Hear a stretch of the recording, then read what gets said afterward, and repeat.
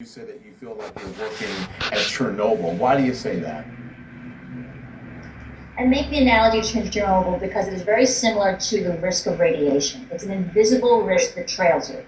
When we work with very infected patients, we have suboptimal protection because we are having these severe PPE shortages, as you've noted.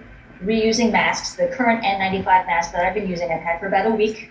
At the end of the day, we put it back into a little brown paper bag and reuse it again the next day. So you feel that there is this risk of infectivity that we can't see, that we could be carrying around with us, infecting other patients, infecting our colleagues, and possibly bringing home, infecting our families. So it's really a concern that I have. Dr. Walworth, where are you, and Dr. Al, where are you both right now? At home. We are both Different at home. Right, we're in different rooms, and we've been trying to keep a little bit separate deliberately because the sense is that one of us has to stay healthy, and given that we're both in medicine, we're sort of in this unique position where we're in a vulnerable population, as they say. Okay. We know that healthcare workers are 3 times more likely to get infected, and they're more severe, so we're trying to separate ourselves so that one parent can stay healthy. Yeah, and you have like separate living quarters, I understand that you are, right? Right? And so do you have more limited, Dr. Al, do you have more limited contact with your children than Dr. Walworth? Yeah. So here's the thing is about 2 weeks ago, I did move down to the basement, separate bathroom, separate bedroom. I don't know if that's enough because I still am living in the house. I still am seeing my kids. I'm still cooking dinner. So, maybe it's just a psychological thing or it feels like a start to try to create some separation, at least for the 2 adults in the house who are in charge, to limit exposure to each other. Mm-hmm. However, it's hard to know where to draw the line because I still feel that I could be infecting my kids. I still feel that I'm a risk every time I come home. However, I have colleagues who have literally left their houses or they sent their families away to live with in-laws or just a different location. But then I feel like if you do that, how do you know when is it going to end? When do you come back home? Yeah. So we've done this sort of half measure, but I don't know how effective it is. I don't feel confident that it's enough. Yeah. I can't even imagine what you're dealing with. But Dr. Walworth, I want to bring you in now. What's it like knowing that your wife is in danger, every day when she goes to work? Well, it's pretty stressful to envision the idea of running the whole show solo. I'm not seeing patients. My practice is shut down. I'm only seeing emergencies. So my main goal is to stay healthy. I figure there's 5-10% chance one of us gets hospitalized because I know we're both going to get it.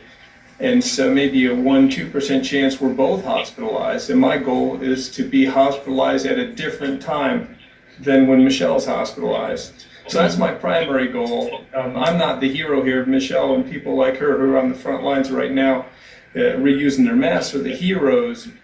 When she gets through this, if she gets infected and recovered, then I'll go and do whatever I need to do to help out.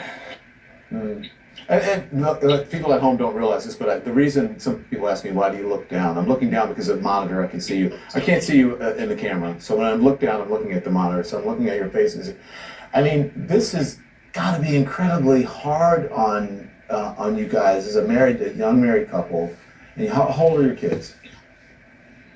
Our oldest is 14, so we're actually not that young. So thank you for the compliment, but we're but you look really young. It's got to be tough to make. A 14-year-old, an 11-year-old, and a 7-year-old. So it's okay. A 14-year-old, an 11-year-old, and a 7-year-old. I got it. It's got to be hard to make these kind of calculations. I know because you're a surgeon. Much of what you do is not considered, I would imagine, essential, right? You're only doing emergency stuff, That's Dr. right. Walworth. But still, being at home with your kids and having the pressure, I'm sure you got to homeschool. You got to make sure that you keep them safe. You probably have to make sure that the cleaning is done, and not in the normal sense, but like that everything is clean and that you don't come across if your wife brings stuff home and that sort of thing. And if your wife hugs the kids or what have you, because you're maybe at a higher risk category than your kids, you got to worry about yourself as well. Yeah, well, that's a good point. I was thinking, I'm trying to decide. Well, she's going to get it. Should she hug the kids? Or maybe the kids are going to get it anyways. Maybe I shouldn't hug the kids. I don't know the right answer to that. It's awfully hard not to hug your kids.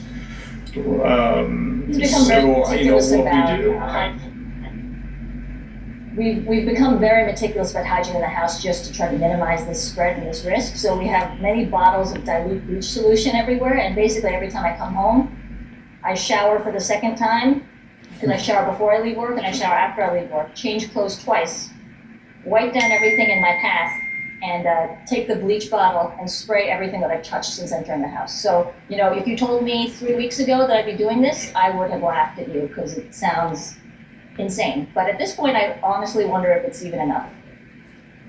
And I walk around with the bleach bottle a couple times a day, make the rounds, look at what's on the right. There's a doorknob, there's a cupboard handle, there's a light switch, there's a faucet, and just walk the house doing that a couple times a day. That was my next question to you, Dr. Al. Because I know many families have routines, and mine is as soon as I get home from work, at the door I just I go to the mudroom, I take the clothes off, I shower at the door, and then I'm free to go about the house, let the dogs out and do whatever. But I would imagine for you, it is much more complicated than that. Residents in Atlanta, Dr. Al, have been cheering healthcare workers as they change shifts. I want you to listen to this.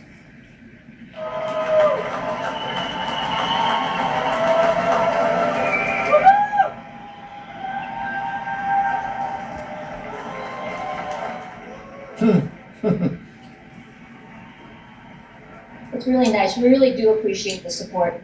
And I think that the support has been also coming through in terms of the community responding to our deficiency in supplies.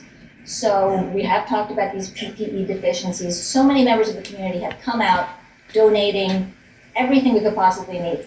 Masks, gloves, gowns, eye protection. And these are like gyms, a nail salon donated gloves to us. So these are really people coming together to help us.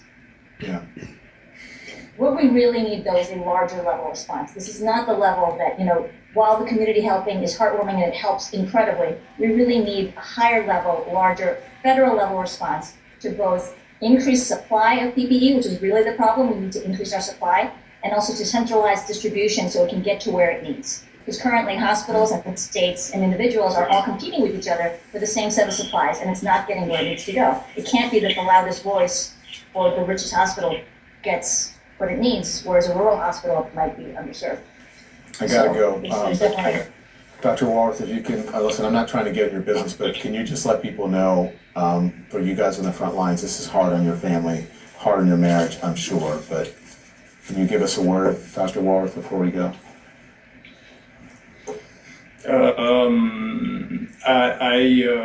I don't have a very positive outlook for our region or our country with this. I think we're just at the beginning. I'm hopeful that we can have a coordinated national response to really give hope to people, because right now I think on a local level, people I think who are in the know don't have a great deal of hope about where this is going. Thank you both. And as I would say to anyone who is even in the military, you put on a uniform every day as a parent and as doctors and healthcare workers, thank you for your service. I appreciate it. Best of luck to you. Anytime. That's it.